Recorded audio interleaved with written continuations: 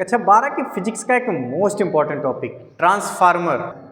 Board परीक्षा में बार बार पूछा जाने वाला एक क्वेश्चन ट्रांसफार्मर, इसका सिद्धांत की रचना और इसकी क्रियाविधि, इन सभी टॉपिक्स पे हम बात करेंगे इस वीडियो में। नमस्कार दोस्तों, मैं स्वप्निल कुमार स्वागत करता हूं आप सभी लोग का अपने यूट्यूब चैनल SM कोचिंग्स में। और इस टॉपिक को आज हम लोग कुछ ऐसे डिस्कस करेंगे कि इसको एक बार पढ़ने के बाद दोबारा पढ़ने की जरूरत नहीं पड़ेगी। तो देर न करते हुए शुरू करते हैं ट्रांसफार्मर का रेखा चित्र बनाकर इसका सिद्धांत।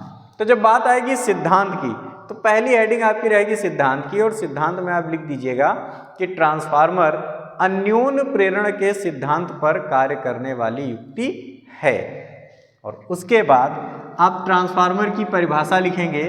तो परिभाषा में आप लिख सकते हैं कि ट्रांसफार्मर एक ऐसी युक्ति है जो निम्न विभव को उच्च विभव में या उच्च विभव को निम्न विभव में परिवर्तित करने का कार्य कर सकती है या करती है। या सीधे सीधे एक शब्द में अगर कहें तो आप ये भी लिख सकते हैं कि ट्रांसफार्मर एक ऐसी युक्ति है जो विभव में परिवर्तन कर सकती है या वोल्टेज को घटा या बढ़ा सकती है, इंक्रीज या डिक्रीज कर सकती है। और उसके बाद आपको लिखना है ट्रांसफार्मर की रचना। तो हमारा जो पहला टॉपिक रहेगा वो रहेगा रचना। रचना में हमको बताना है कि ट्रांसफार्मर में क्या क्या होता है। रचना में लिखेंगे कि ट्रांसफार्मर को बनाने के लिए नर्म लोहे के I, E, U, C, F, L इत्यादि प्रकार की नर्म लोहे की पत्तियां होती हैं, जिनको एक के ऊपर एक रखकर बहुत अच्छे से वार्निश से जोड़ दिया जाता है। वार्निश से इसलिए जोड़ते हैं ताकि हमारा जो ट्रांसफार्मर है वो विद्युत रोधी हो जाए। और उसके बाद हम दो कुंडलियां लेते हैं, एक कुंडली को प्राथमिक कुंडली तथा दूसरी कुंडली को द्वितीय कुंडली कहते हैं। कौन सी प्राथमिक कुंडली होगी, कौन सी द्वितीय कुंडली होगी, ये डिसाइड करने के लिए हम पहले तो ये पता कर लें ट्रांसफार्मर कौन सा है। देखिए, हमने जो बनाया है वो ऊंचाई ट्रांसफार्मर है, और ऊंचाई ट्रांसफार्मर जो होता है वो लो वोल्टेज को हाई वोल्टेज में कन्वर्ट करता है। तो ये क्या करेगा, लो वोल्टेज को हाई वोल्टेज में कन्वर्ट करेगा। और इसमें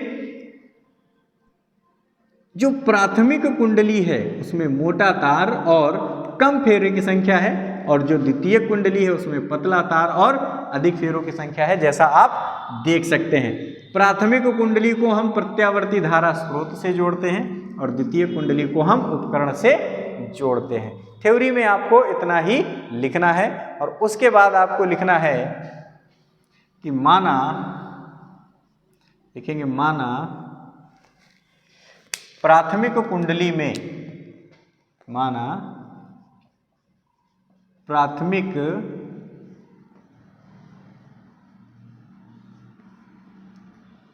कुंडली में फेरों की संख्या, माना प्राथमिक कुंडली में फेरों की संख्या बराबर NP तथा द्वितीय कुंडली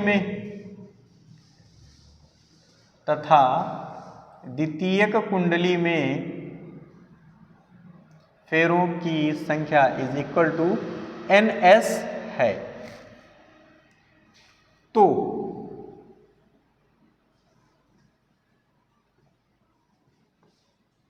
प्राथमिक कुंडली में उत्पन्न प्रेरित विद्युत वाहक बल,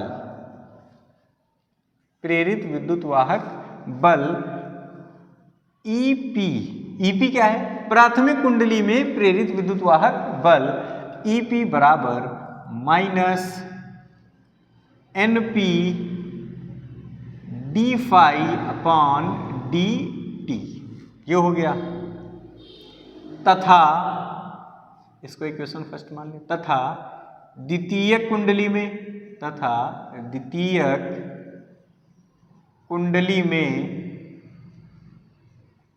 उत्पन्न प्रेरित विद्युत वाहक बल ES मतलब सेकेंडरी कॉइल में या द्वितीय कुंडली में उत्पन्न प्रेरित विद्युत वाहक बल ES is equal to minus NS d phi upon dt। यहाँ पर समीकरण 2 मान लेंगे इसको, लिखेंगे समीकरण 2 को समीकरण 1 से भाग करने पर, समीकरण 2 को समीकरण 1 से भाग करने पर, तो समीकरण 2 को समीकरण 1 से भाग करेंगे तो देखिए क्या हो जाएगा। समीकरण 2 क्या है, ES अपॉन समीकरण 1 क्या है, EP इज इक्वल टू, इधर का क्या हो जाएगा, minus NS d phi upon DT upon minus NP d phi upon DT। ठीक है, d phi upon DT cut गया तो क्या बचेगा, ES, यहाँ पर माइनस माइनस भी कट जाएगा तो ES upon EP is equal to क्या हो जाएगा हमारा, NS अपॉन NP।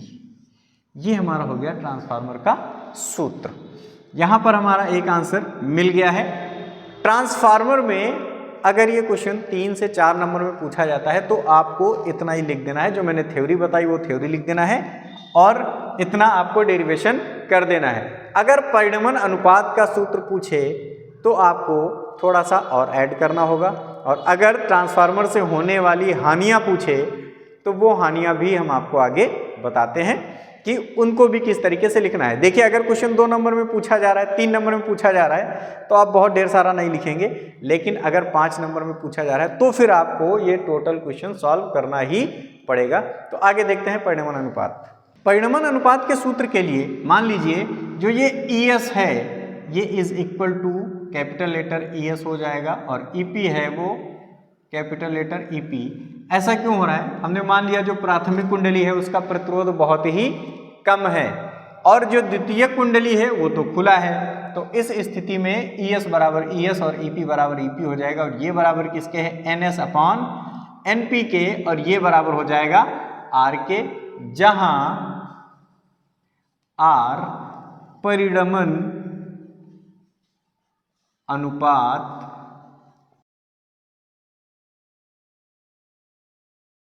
है। ये क्या है, परिणमन अनुपात का सूत्र है। एक चीज ध्यान दीजिएगा, हो सकता है परिणमन अनुपात ना पूछे, ट्रांसफार्मर रेशियो पूछ ले, तो ट्रांसफार्मर रेशियो भी परिणमन अनुपात ही कहलाता है, या ट्रांसफार्मर अनुपात भी सेम है, उसमें कुछ भी डिफरेंस नहीं है। इसके बाद कभी कभी पूछ लेता है कि ट्रांसफार्मर कितने प्रकार के होते हैं, तो ट्रांसफार्मर 2 प्रकार के होते हैं। पहला ट्रांसफार्मर रहता है ऊंचाई ट्रांसफार्मर, पहला रहता है ऊंचाई ट्रांसफार्मर जो कि बना हुआ है, और दूसरा होता है निम्नाई ट्रांसफार्मर।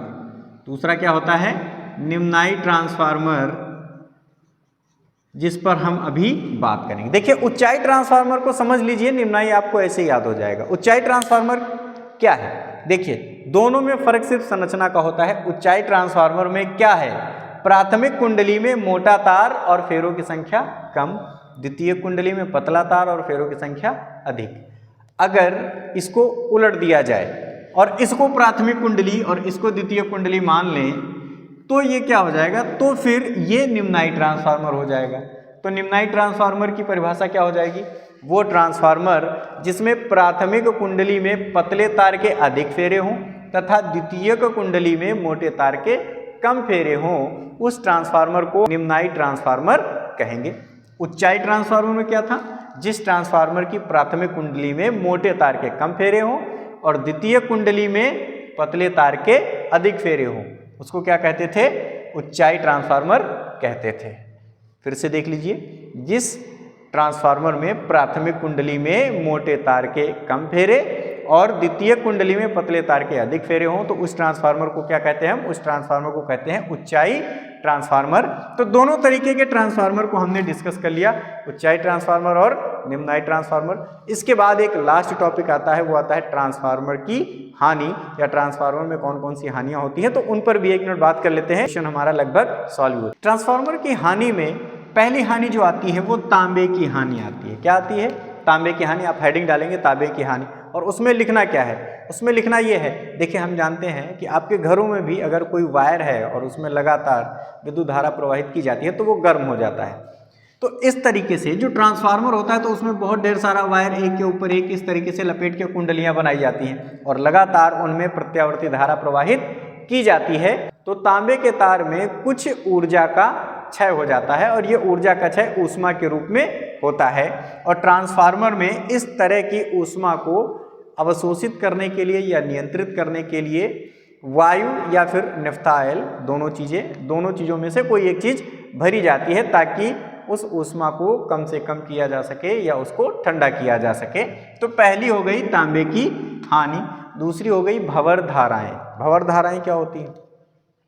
देखिए, बार बार यहाँ से ये एक बार पॉजिटिव होगा, तो जब ये पॉजिटिव होगा तो मान लीजिए जो चुंबकीय फ्लक्स जाएगा उसकी डायरेक्शन कुछ इस तरीके से होगी और फिर से ये प्लस से तुरंत माइनस हो जाएगा, क्योंकि प्रत्यावर्ती धारा स्रोत की प्रवृत्ति क्या होती है, ये बार बार अपनी पोलैरिटी चेंज करती रहती है। तो एक बार जो चुंबकीय फ्लक्स होगा वो इधर से इधर को जाएगा, फिर इधर से इधर को जाएगा, फिर ऐसे जाएगा, तो कुछ बिंदुओं पर ऐसा होगा कि भंवर धाराएं उत्पन्न हो जाएंगी और ये भंवर धाराएं जो होती हैं ये भी ऊष्मा के रूप में ही ऊर्जा की हानि करती हैं। तो ये हो गई दूसरे नंबर की यानी भंवर धाराएं।